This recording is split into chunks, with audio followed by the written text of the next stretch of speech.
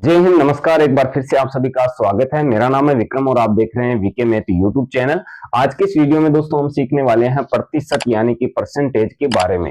प्रतिशत क्या होता है, किस तरीके से ज्ञात किया जाता है। जब भी हम दोस्तों बेसिक स्टडी में प्रतिशत के क्वेश्चन देखते हैं तो वहां पर हमें प्रतिशत का बेसिक नॉलेज होना जरूरी है, तभी हम क्वेश्चन सोल्व कर पाएंगे। स्टडी से मेरा मतलब है जैसे हम 8th क्लास में 10th क्लास में पढ़ रहे हैं, वहां पर हमें कभी कभी प्रतिशत के क्वेश्चन देखने को मिलते हैं कि किसी संख्या का कितना प्रतिशत हमें निकालना होता है। तो प्रतिशत का बेसिक नॉलेज होना हमें जरूरी है। यहाँ पर मैं केवल आपको प्रतिशत का बेसिक बताने वाला हूं कि प्रतिशत का बेसिक क्या है, किस तरीके से प्रतिशत ज्ञात किया जाता है, या हमें प्रतिशत को भिन्न में बदलना, दशमलव में बदलना किस तरीके से किया जाता है। तो इससे पहले के वीडियो में दोस्तों हमने फ्रैक्शन का बेसिक बताया, फ्रैक्शन के बारे में बताया, भिन्न के बारे में।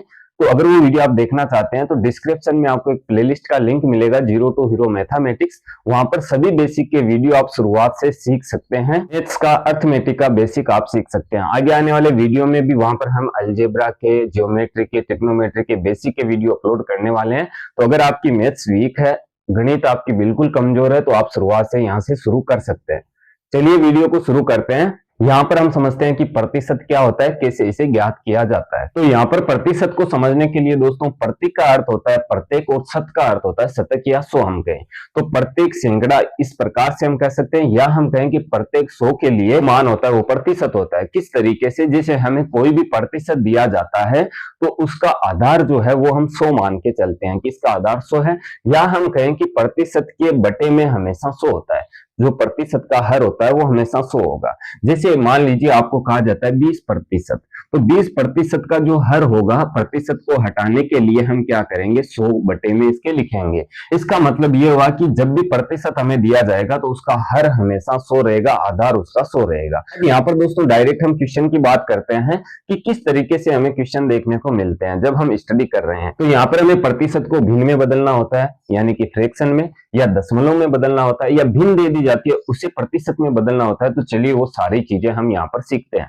तो सबसे पहले हम सीखते हैं कि प्रतिशत को भिन्न में कैसे बदला जाता है, यानी कि फ्रैक्शन में प्रतिशत को कैसे बदला जाता है। तो जैसे दोस्तों हमें दे दिया जाता है, मान लीजिए 20% है, कहा जाता है कि इसे भिन्न में बदलिए, या मान लीजिए 25% दिया जाता है, या 33%, कितना भी दिया जाए हमें भिन्न में कैसे चेंज करना है अच्छे से हम समझते हैं। तो जब भी हमें प्रतिशत देके भिन्न का पूछा जाए तो हम क्या करेंगे, प्रतिशत के बटे में हम 100 लिख देंगे तो ये भिन्न में बदल जाएगा। अब यहाँ पर ये इतना ही नहीं होगा, इसे हमें आगे भी सोल्व करना होगा। 0 से हम 0 को कटा देंगे, 2 से 10 कट रहा है तो 2 में 2 का भाग 1 बार जाएगा, 10 में 5 बार जाएगा।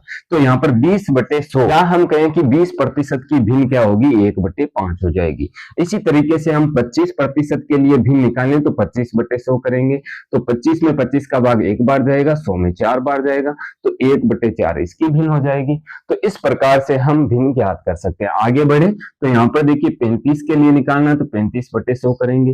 अब इसे आप एक संख्या से कटा सकते हैं, जैसे हम देखते हैं कि 5 से 1 कटेगा तो 35 कटेगा 7 बार, और जो 100 है वो कटेगा 20 बार, तो 7/20 इसकी भिन्न हो जाएगी। तो इस तरीके से हम प्रतिशत को भिन्न में बदल सकते हैं। अब यहाँ पर इसका रिवर्स हम देखें, रिवर्स यानी कि इसका उल्टा, कि भिन्न हमें दे दी जाती है उसे प्रतिशत में बदलना होता है। तो किस तरीके से बदलेंगे, जैसे मान लीजिए यहाँ पर 1/5 हमें भिन्न दी गई और इसे हमें प्रतिशत में बदलना है। तो जब हम प्रतिशत को भिन्न में बदलते हैं तो 100 से भाग करते हैं, जैसा कि मैंने सभी में किया है। तो भिन्न से जब प्रतिशत में बदलेंगे तो इसे हम 100 से गुणा करा देंगे। बस आपको इतना याद रखना है कि जब भिन्न से प्रतिशत में जाएंगे तो 100 से गुणा कराएंगे, और जब प्रतिशत से भिन्न में आएंगे तो 100 से भाग लगाएंगे। पर दोस्तों देखिए 5 से हम 100 को कटाएं तो 20 बार कटेगा, 20 का और 1 का गुणा कितना हो जाएगा, 20। तो 1/5 की जो भिन्न थी उसे हमने प्रतिशत में बदला, कितना हमें प्राप्त हुआ, 20%। और यहाँ पर देखिए 20 को हमने भिन्न में चेंज किया प्रतिशत को, तो 1/5 आया। इसी प्रकार से आप भिन्न को प्रतिशत में और प्रतिशत को भिन्न में बदल सकते हैं। उम्मीद करता हूं कि ये आपके अच्छे से समझ में आया होगा। ये दोस्तों इसका बेसिक है जो हमारे आगे बहुत काम में आने वाला है। चलिए आगे बढ़ते हैं।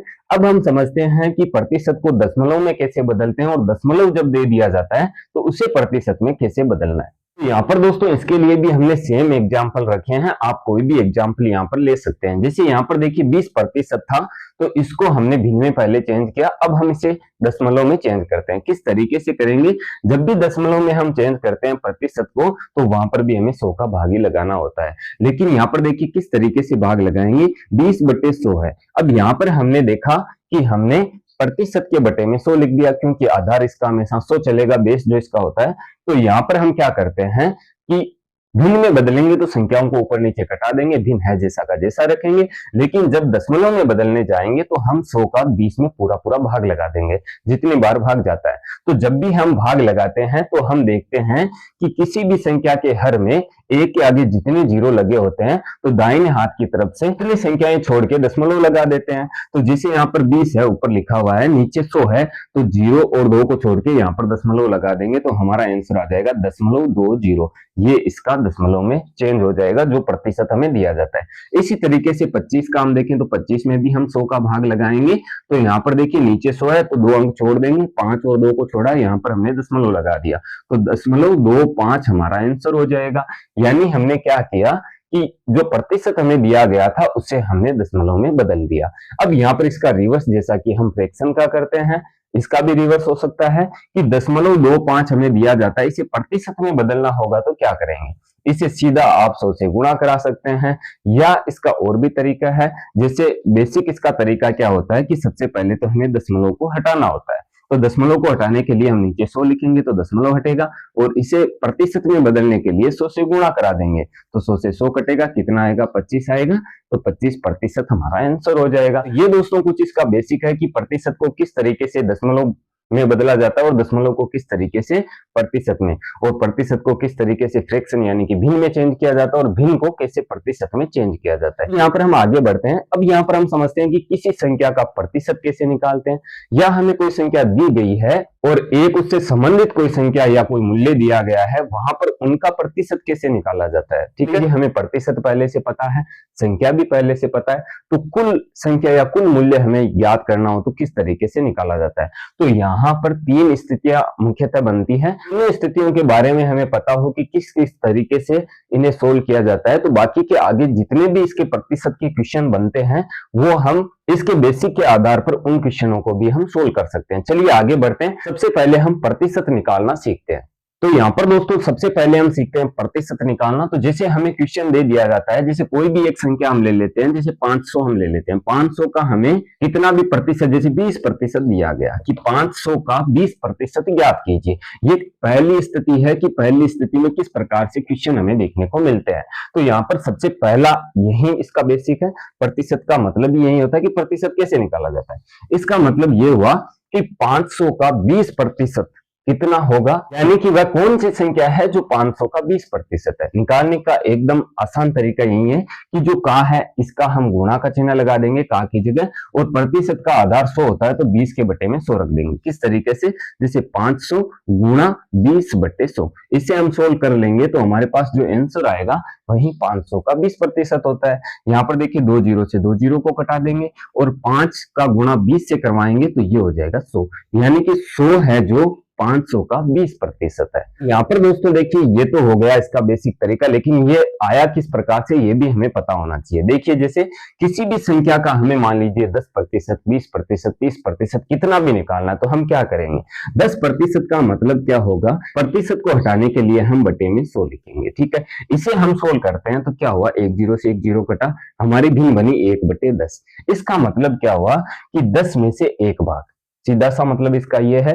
तो 10% का मतलब क्या होगा कि कोई भी वस्तु है या मान लीजिए कोई भी संख्या है, कोई भी मूल्य है, उसे हमें 10 भागों में बराबर बांटना है। ठीक है, तो 10 भागों में जब हम उसे बराबर बांट देते हैं तो उसमें से एक भाग अगर हम निकालें तो वह उसका 10% होता है। जैसे कि यहाँ पर दोस्तों 20 हमने लिया था 20%, अगर हम 500 का 10% निकालते तो क्या होता, 500 गुणा 10/100 हम करते, 2 जीरो से 2 जीरो को कटाते, 5 का गुणा 10 से कराते तो ये हो जाता 50। तो हमें यहाँ पर समझ में आ रहा है कि 500 का 10% 50 होता है। अब देखिए उस तरीके से हम समझे तो यहाँ मैंने आपको क्या बताया कि किसी भी संख्या का या किसी भी मूल्य का हमें 10% निकालना है तो वहां पर वह संख्या 10 बराबर भागों में होनी चाहिए जो नीचे आता है, ठीक है, यानी कि हर में जो आता है उससे एक भाग होगा, वो कितना होगा 10%। तो अगर हम 500 के बराबर 10 हिस्से करें तो वहां पर 50-50 होंगे, तो 50-50 में से एक 50 हमें निकालना है, तो एक हम निकालेंगे तो 50 ही 500 का 10% होगा। अब 20 के लिए क्या है, देखिए यहाँ पर 20 के लिए हम समझे तो 20/100 करेंगे, तो एक जीरो से एक जीरो को घटाएंगे, 2 एकम 2 और 2 पंजे 10, यानी कि 1/5 आएगा। अब देखिए इस भिन्न का मतलब क्या हुआ, यहाँ पर यह हुआ कि अगर हमें किसी संख्या का 20% निकालना है तो उसे बराबर हम 5 भागों में बांट देंगे।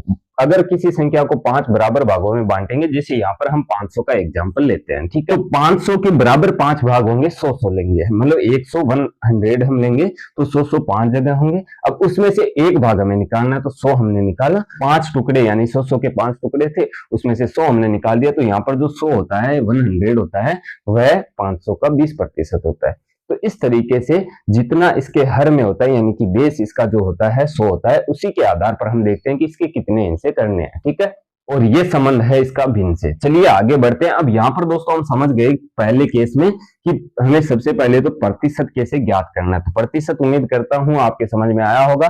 अब यहाँ पर दोस्तों क्या होता है, किसी संख्या का प्रतिशत निकालना, प्रतिशत का मतलब मेरा कहने का यह है कि 500 का 20% कितना होता है, मतलब संख्या निकालना। अब यहाँ पर क्वेश्चन इस तरीके से आता है कि कभी कभी हमें प्रतिशत ज्ञात करना होता है, जैसे हम एक एग्जांपल लेते हैं, उसे अच्छे से समझते हैं। तो यहाँ पर दोस्तों हम बात करते हैं स्थिति नंबर 2 यानी कि केस सेकंड, किस प्रकार से होगा। यहाँ पर देखिए, जैसे मान लीजिए कोई विद्यार्थी है, एक परीक्षा देता है या एक एग्जाम देता है जो 600 अंक का है, यानी कि टोटल उसके अंक है जो 600 है परीक्षा के, और विद्यार्थी को 420 अंक प्राप्त होते हैं, यानी कि इसके प्राप्तांक जो है वो कितने हैं, 420 है। तो यहाँ पर देखिए हमें पूछा जाता है कि इस विद्यार्थी ने कितने प्रतिशत अंक प्राप्त किए। अब यहाँ पर क्वेश्चन किसी भी तरीके से हो सकता है, एक मैंने एग्जाम्पल यहाँ पर लिया है, यहाँ पर मूल्य भी हो सकता है, कोई वस्तुएं भी हो सकती है, और वस्तुओं में से किसी को वस्तुएं दी भी जा सकती है, ली भी जा सकती है, तो इस तरीके से क्वेश्चन घुमा फिरा के दिए जा सकते हैं। लेकिन एक बेसिक सा क्वेश्चन मैंने लिया है कि 600 अंक की एक परीक्षा थी, एक विद्यार्थी ने 420 अंक प्राप्त किए,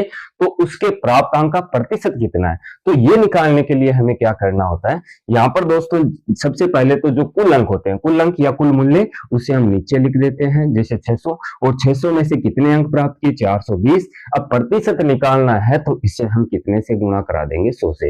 यह दोस्तों प्रतिशत निकालने का तरीका है। इसे हम इस प्रकार से भी बोल सकते हैं, given number upon total number multiply 100, ठीक है, या हम इस प्रकार से बोल सकते हैं, दिए गए जो नंबर है या दिया गया जो मूल्य है बटे में कुल मूल्य गुणा 100। अब इसे हम सोल्व कर लेते हैं, 2 जीरो से 2 जीरो को कटाएंगे, 6 का भाग 420 में 70 बार पूरा चला जाएगा, तो यहाँ पर कितने हो जाएंगे, 70%।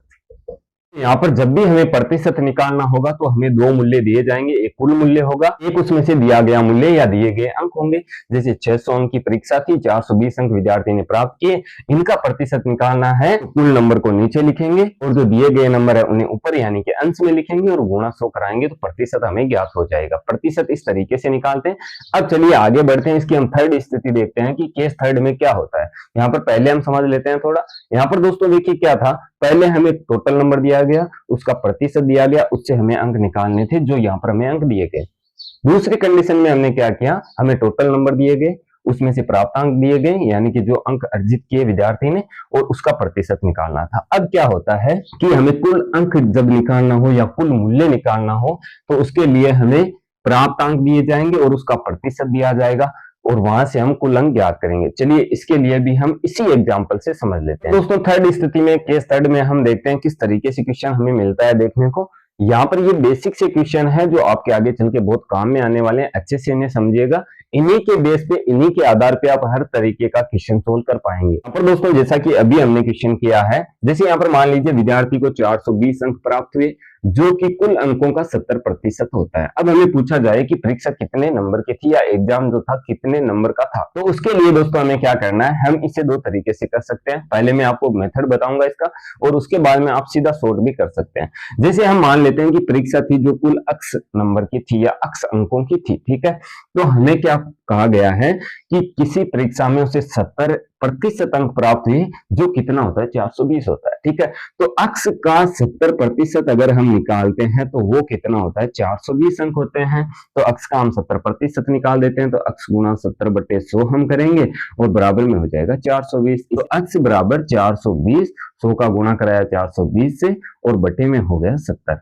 अब यहाँ पर दोस्तों देखिए, यहीं पर फॉर्मूला आपका बन जाएगा टोटल नंबर निकालने का। किस तरीके से, यहाँ पर देखिए हमने क्या किया, जो नंबर दिए गए थे उसके बटे में हमने प्रतिशत को रखा और गुणा में हमने 100 कर दिया, तो कुल नंबर आ जाएंगे। तो जब भी हमें कुल नंबर ज्ञात करने होंगे तो वहां पर हम क्या करेंगे, जो दिया गया नंबर है उसके बटे में प्रतिशत को रखेंगे और गुणा में हम 100 करा देंगे। ठीक है, चलिए इसे सोल्व कर लेते हैं। तो एक जीरो से एक जीरो को कटा देंगे, 7 का भाग हम लगाएंगे 42 में दोस्तों, 60 बार, 7 छके 42 होते हैं, तो 60 का गुणा 10 से कराएंगे, कितना हो जाएगा 600। यानी कि जो परीक्षा थी कितने अंक की थी, टोटल 600 अंक की परीक्षा थी।